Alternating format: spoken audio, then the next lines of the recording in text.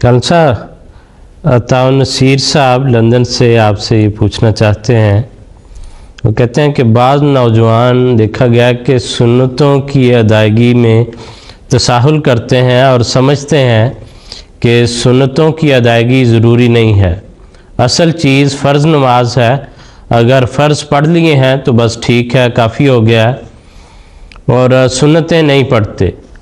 تو آپ یہ بیان فرمائیں قرآن و حدیث کی روشنی میں کہ سنتوں کی ادائیگی کس حد تک ضروری ہے؟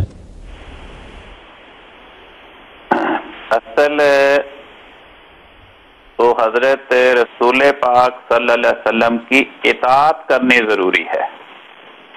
آپ کی اطاعت ہمارے لیے ذریعہ نجات ہے. حضرت رسول پاک صلی اللہ علیہ وسلم بعض نمازوں کے فرضوں سے پہلے نوافل پڑھا کرتے تھے اور بعض نمازوں کے بعد بھی نوافل پڑھا کرتے تھے. نہ صرف یہ کہ خود وہ نوافل پڑھا کرتے تھے بلکہ صحابہ کو بعض نمازوں سے قبل اور بعض نمازوں کے بعد، بعض نمازوں کے دونوں موقع پر نوافل پڑھنے کی تاکید فرمایا کرتے تھے. تو اگر رسول پاک صلی اللہ علیہ وسلم فرمائیں کہ فجر کی نماز سے پہلے، فجر کی 2 رکعت فرض نماز سے پہلے 2 نفل ضرور پڑھو جنہیں سنت موقدہ کہا جاتا ہے، اور ہم نہ پڑھیں تو ہم آپ کے اس حکم کی نافرمانی کا ارتکاب کرنے والے قرار پائیں گے. جب رسول پاک صلی اللہ علیہ وسلم ظہر کی نماز کے فرضوں سے پہلے بعض اوقات 2 رکعت، بعض اوقات 4 رکعت نوافل پڑھا کرتے تھے اور صحابہ کو بھی ان کی تاکید کرتے تھے، اور ظہر کی فرضوں کے بعد بھی 2 رکعت نوافل پڑھا کرتے تھے جنہیں سنت موقدہ کہا جاتا ہے، اور صحابہ کو بھی ان کے پڑھنے کی تاکید فرماتے تھے.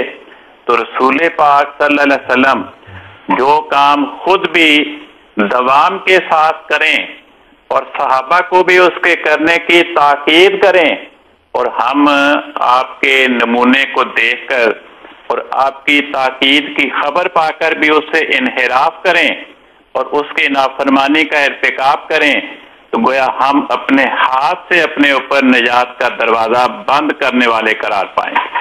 اس لیے ہماری نجات وابستہ ہے حبیب کبریا سرور کونین حضرت محمد مصطفیٰ صلی اللہ علیہ وسلم کے قول اور فعل کی اطاعت اور فرما برداری.